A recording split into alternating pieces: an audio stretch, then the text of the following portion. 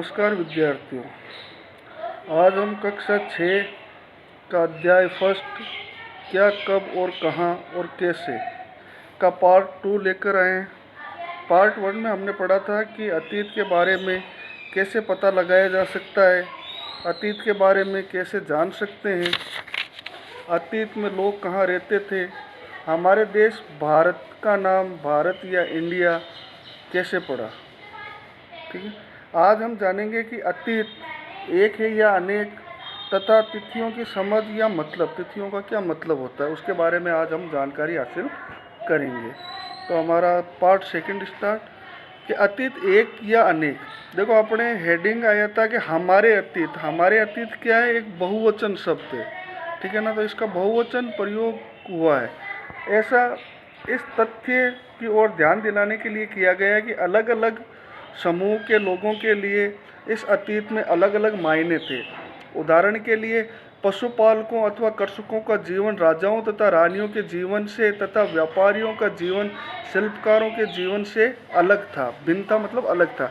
जैसा कि हम आज भी देखते हैं, उस समय भी देश में अलग अलग हिस्सों में लोग अलग अलग व्यवहारों और रीति रिवाजों का पालन करते थे। जैसे आज भी अपने पास उदाहरण मिल जाते हैं। राजस्थान के लोगों का पहनावा खान पान अलग है, तटीय क्षेत्रों के रहने वाले लोगों का पहनावा खान पान रीति रिवाज थोड़े अलग है।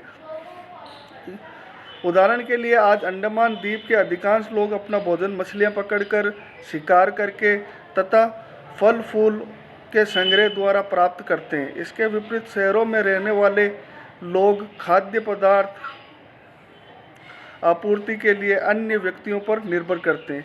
इस तरह के भेद अतीत में भी विद्यमान थे। इसके अतिरिक्त एक अन्य तरह का भेद है। उस समय शासक अपनी विजयों का लेखा जोखा रखते थे। जो भी राजा महाराजा होते थे, वो अगर कोई युद्ध या लड़ाई लड़ते थे तो अगर विजय प्राप्त करते थे तो वो विजयों का लेखा जोखा रखते थे। जैसे अपने राजस्थान में कई राजा महाराजा हुआ थे, और जैसे कीर्ति स्तंभ, विजय स्तंभ, ये उन्होंने अपने विजय के उपलक्ष्य में उनकी यादगार में ही बनाए थे। उन शासकों तथा उनके द्वारा लड़ी जाने वाली लड़ाइयों के बारे में काफ़ी कुछ जानते हैं, जबकि शिकारी, मछुआरे, संग्राहक, कृषक तथा पशुपालक जैसे आम आदमी प्राय अपने कार्यों का लेखा जोखा नहीं रखते थे, क्योंकि वो नॉर्मल ज़िंदगी जीते थे। तो उनके पास इतना पैसा भी नहीं था कि अपनी जो भी कुछ उन्होंने हासिल किया है उसके बारे में डिटेल से कहीं लिखें। पुरातत्व की सहायता से हमें अनेक उनके जीवन को जानने में मदद मिलती है। हालांकि अभी भी इनके बारे में बहुत कुछ जानना शेष है। अब अगला अपना पॉइंट आता है तिथियों का मतलब। तो तिथियों का मतलब में देखो, अगर कोई तुमसे तिथि के विषय में पूछे तो तुम शायद उस दिन की तारीख, माह, वर्ष, जैसे कि 2000 या इसी तरह का कोई और वर्ष बताओगे। वर्ष की गणना ईसाई धर्म प्रवर्तक ईसा मसीह के जन्म की तिथियों से की जाती है, ठीक है ना।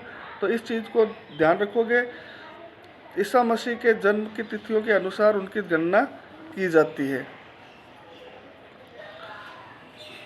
ईसा मसीह के जन्म के पूर्व की सभी तिथियां ईसा पूर्व, ईसा से पहले के रूप में मानी जाती है। इस पुस्तक में हम 2000 को अपना प्रारंभिक बिंदु मानते हुए वर्तमान से पूर्व की तिथियों का उल्लेख करेंगे। अब देखो, ये आपको विस्तार से बताने के लिए ये दिया गया है कि अंग्रेजी में BC मतलब हिंदी में ईसा पूर्व का तात्पर्य बिफोर क्राइस्ट या ईसा पूर्व होता है। कभी कभी कुछ तिथियों से पहले AD हिंदी में ईस्वी लिखा जाता है। ये एनो डोमिनी नामक 2 लैटिन शब्दों से बना है तथा इसका तात्पर्य ईसा मसीह के जन्म के वर्ष से है। कभी कभी AD की जगह CE तथा BC की जगह BCE का प्रयोग होता है।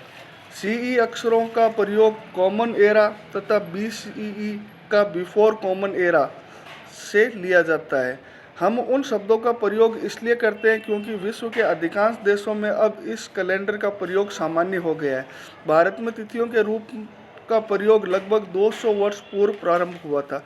कभी कभी अंग्रेज़ों के BP अक्षरों का प्रयोग होता है, जिनका तात्पर्य बिफोर प्रेजेंट मतलब वर्तमान से पहले का है। अब देखो, एक अलग चीज़ यहाँ पर दिखाई गई है आपको। जैसे हमने पढ़ा था अभिलेख वगैरह, तो अभिलेख कहाँ लिखे जाते थे? अभिलेख या शिलालेख कठोर सतहों पर, है ना। तो ये आपके डायग्राम बनाया गया है, इसके द्वारा आपको समझाया गया है। जैसा कि हमने पढ़ा कि अभिलेख कठोर सतहों पर उत्कीर्ण किए करवाए जाते थे। इनमें से कुछ अभिलेख कई सौ वर्ष पूर्व लिखे गए थे। अभी अभिलेखों में लिपियों और भाषाओं का प्रयोग हुआ है। समय के साथ साथ अभिलेखों में प्रयुक्त भाषाओं तथा लिपियों में बहुत बदलाव आ चुका है। विद्वान ये कैसे जान सकते हैं कि क्या लिखा था? इसका पता अज्ञात लिपि का अर्थ निकालने की एक प्रक्रिया द्वारा लगाया जा सकता है। इस प्रकार से अज्ञात लिपि को जानने के लिए प्रसिद्ध कहानी उत्तरी अफ्रीका देश मिस्र से मिलती है। लगभग 500 वर्ष पूर्व यहाँ राजा रानी रहते थे। तो ये देखो, ये डायग्राम दिया गया है, इसका पी अलग अलग अर्थ दिए गए हैं, अक्षर दिए गए हैं। तो इस तरह की भाषाओं का प्रयोग किया जाता था। मिस्र के उत्तरी तट पर रोसेटा नाम का एक कस्बा है। यहाँ से एक ऐसा उत्कीर्ण पत्थर मिला है जिस पर एक ही लेख 3 भिन्न भिन्न भाषाओं तथा लिपियों, यूनानी तथा मिस्र लिपि के 2 प्रकारों में है। कुछ विद्वान यूनानी भाषा पढ़ सकते हैं। उन्होंने बताया कि यहाँ राजाओं तथा रानियों के नाम एक छोटे से फ्रेम में दिखाए गए हैं। इसे कारतूस कहा जाता है। इसके बाद विद्वानों ने यूनानी तथा मिस्र संकेतों को अलग बगल रखते हुए मिस्री अक्षरों की समानार्थक ध्वनियों की पहचान की। जैसा कि तुम देख सकते हो, यहाँ एल अक्षर के लिए शेर तथा ए अक्षर के लिए, ये देखो, एल अक्षर के लिए शेर, पी के लिए चौकोर, है ना, ए के लिए ये चील टाइप में ये बना हुआ है पक्षी, एस के लिए ऐसे ये धारदार तलवार, आई के लिए। तो इस प्रकार के भाषाओं का प्रयोग किया गया, मतलब अलग अलग शब्दों के लिए अलग अलग चित्र बनाए गए थे। ए अक्षर के लिए चिड़िया के चित्र बने। इस प्रकार जब उन्होंने ये जान लिया कि विभिन्न अक्षर किनके लिए प्रयुक्त होते हैं, तो वे आसानी से अन्य अभिलेखों को भी पढ़ सके। आइए अब इसके प्रश्न उत्तर करेंगे अपन। कुछ महत्वपूर्ण तिथियां दी गई है, जैसे कृषि का प्रारंभ 8000 वर्ष पूर्व हुआ था। सिंधु सभ्यता के प्रथम नगर 1700 वर्ष पूर्व के थे। गंगा घाटी में नगर मगध का सब बड़ा राज्य 2500 वर्ष पूर्व था। वर्तमान लगभग 2000 वर्ष पूर्व है। धन्यवाद।